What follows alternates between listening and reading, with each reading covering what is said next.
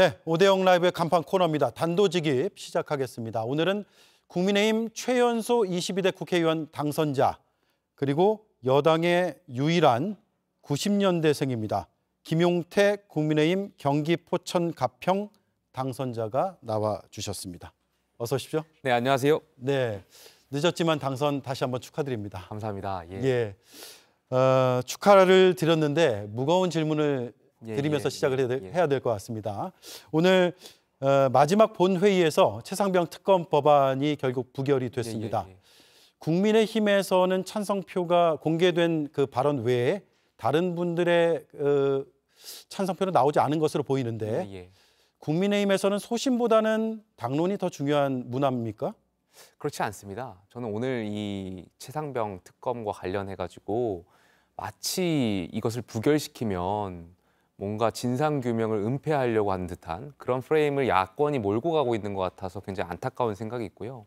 여당도 이 억울한 죽음에 대해서 진상규명 당연히 해야 되고 또 혹시 모를 수사 외압, 의혹이 있을 수 있다면 이거 당연히 밝혀내야죠. 다만 지금 상황에서는 특검이 선이고 공수처가 악이라는 그 프레임이 동조할 것이 아니라 공수처 수사에 힘을 실어줄 때가 아닌가. 최근에 또 공수처가 김계한 사령관이라든지 박정원 대령건과 관련해서 대질신문을 또 시도하려고 하고 있고요. 여기에 대한 수사의 어떤 진정성이라든지 수사가 속도를 내고 있어서 이걸 좀 지켜보자라는 의견들이 좀 많습니다. 네, 그러면 공수처 수사를 하고 나서 뭔가 개운치 않다면 그때 가서 특검을 하면 되는 거 아니냐 이런 주장이십니까? 그런 말씀 뭐 대통령께서도 하셨고 당내에 여당 내에 많은 당선인들도 많이 하고 있고요. 다만 제가 한 가지 더 주장하고 싶은 것은 어제 야당 민주당의 22대 당선인들이 공수처를 향해서 통신자료 확인을 좀 입수해달라, 공수처가 여기에 대해서 확인해달라, 증거를 확보해달라는 그 요구를 했던 적이 있습니다. 저는 이 요구에 대해서 합당하다고 생각되고요. 공수처도 여기에 대해서 이 통신자료 확인을 좀 해서 증거를 확보해서 이 수사에 대한 진정성을 국민들께 보여드릴 필요가 있다고 생각되고요. 만약에 이 사건, 이 최상병 건에 대해서 공수처가 제대로 수사하지 못한다면 전 공수처 폐지까지도 고민해야 된다고 생각합니다. 자, 그런데요. 이런 반론도 있습니다.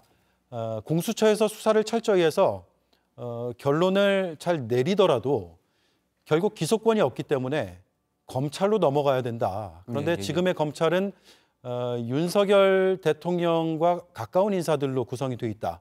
그래서 기소가 잘 안 될 것이다. 이런 우려 섞인 반론이 있거든요.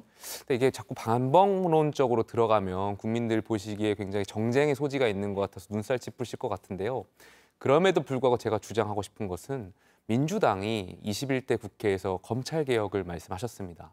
그것 중에 하나가 수사와 기소권을 분리하는 것이 이른바 글로벌 스탠다드라고 말씀하시면서 검수완박 법안을 통과시켰죠. 그러면서 탄생한 것이 공수처입니다. 그런데 이제 와서는 공수처가 기소 권한이 없다면서 이것이 수사 권한과 기소 권한이 있는 특검이 해야 된다고 또 주장하고 있어요. 이것은 민주당의 그동안의 검찰개혁에 대한 주장과 일관성이 없는 말씀인 것 같고요. 저는 계속 이렇게 방법론을 말씀드리면 국민들께서 여야의 정쟁으로 보실 것 같아서 좀 옳지 못하다고 생각되고요. 다만 여당도 여기에 대해서 이제 공수처의 진정성을 좀 확인드릴 필요가 있고 더 나아가서 저는 이 사건의 단초가 결국에는 개정된 군사법원법에 있었다라고 생각해요. 박정원 대령이 당시에 폭넓게 조사 대상자를 선정했었고요. 그 과정에서 이른바 언론에서 말하는 VIP 경로서 이런 것들 때문에 결국에는 사건의 단초가 시작된 거 아니겠습니까?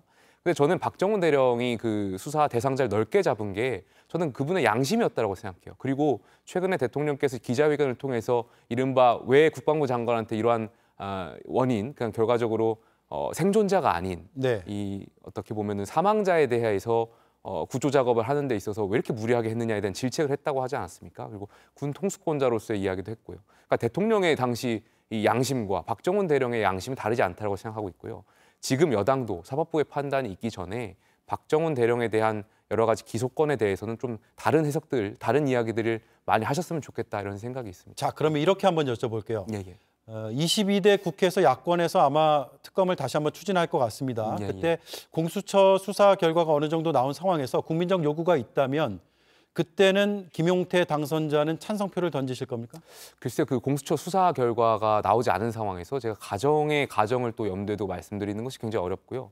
일단은 공수처 수사를 좀 지켜봐야 될 것 같고요. 공수처 수사가 결과가 좀 미진하다는 판단이 예, 예. 들고. 제가 뭐 특검을 주장하기 전에 대통령께서 특검을 스스로 하겠다라고 말씀하신 적이 있기 때문에 여기에 대해서 여당 당선인들이 다른 생각은 하지 않을 것 같습니다. 네.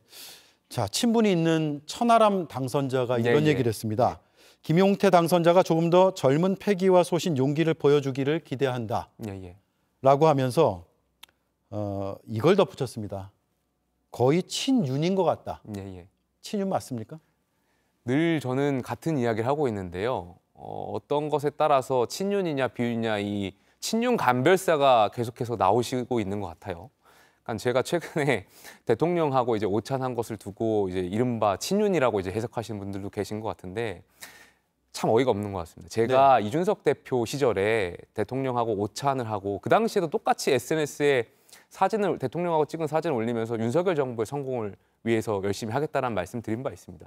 그때는 저보고 반윤이라고 프레임을 몰더라고요. 근데 지금은 이제 오히려 친윤이라고 또 프레임을 또 씌우더라고요. 그냥 이 규정 짓는 것은 뭐 그냥 프레임 정치 기술적인 측면이라고 생각되고요. 그것에 뭐 동조하기보다는 아마 천하람 당선인도 당내에서 제가 개혁적이고 이런 목소리를 내기 위해서 아마 그런 부탁을 드렸던 걸로 알고 있고요. 그 부탁에 있어서 제가 같이 혁신 경쟁할 수 있도록 노력할 수 있도록 하겠습니다. 지금은 좀 갈등이 해소가 됐습니까? 천하람 당선자하고? 갈등이 해소됐다라고 생각하는데 그 천하람 당선이 이제 한 라디오에 나와서 저를 비판하고 그 다음 날인가요? 며칠 있다가 저희가 커피를 마셨습니다.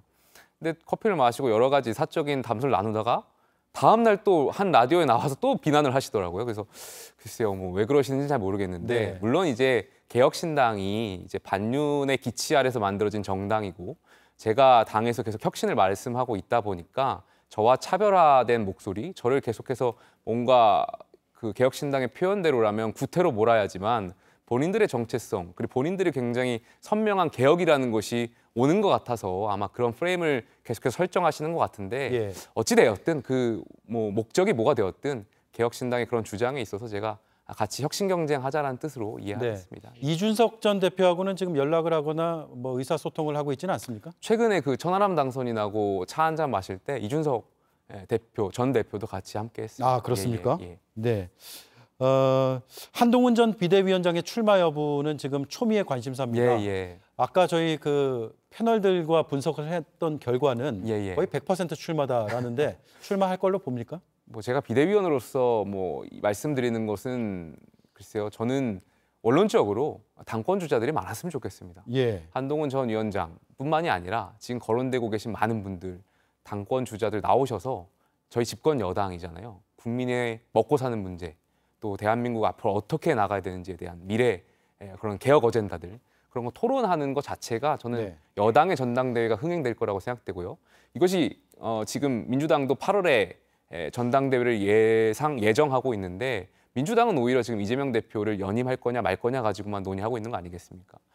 1인 체제로 갈 거냐 말 거냐 계속 논의하고 있는데 거기에 대비돼서 국민의힘이 훨씬 다양하고 많은 분들이 당권 주제에 나오고 있는 것 같아서 저는 긍정적으로 해석하고 있습니다. 한 전 위원장과 직접 대화를 하거나 최근에 의중을 파악할 수 있는 이야기를 들은 적이 있으신가요? 총선 이후에 그냥 수고했다라는 그러니까 그때 비대위원장 신분이었으니까 비대위원장으로서 그냥 전화를 한번 받은 적이 있고요. 그 이후에는 따로 만나 뵙거나 뭐 전화한 바가 없습니다. 대통령과 초선 당선자들의 식사 자리가 있었죠. 그 자리에서 민심을 담은 쓴소리를 혹시 하시지는 않았습니까? 저는 대통령께 많은 분들 만나셨으면 좋겠다라고 했어요. 많은 분들이요? 특히 국민들과 소통을 하겠다라고 대통령께서 강조하셨는데 그 시작점을 국회의원들과 여야 가릴 것 없이 많이 만나셨으면 좋겠다 이런 말씀 좀 드린 바가 있고요.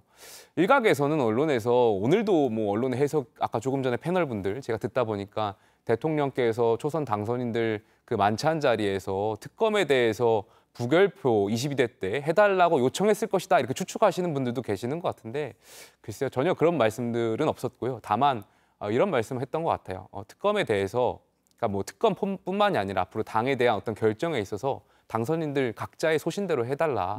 대통령이 어떤 정말 언론의 해석대로 초선 당선인들 앉혀놓고 뭔가 부결해달라 이런 거 요청할 것도 아니고 그런 거부권을 좀 활용해달라라는 그 표현이 그 자리에서 나온 거 아닙니까? 그 말씀은 어떤 취지였냐면 이제 여소야대 상황이잖아요.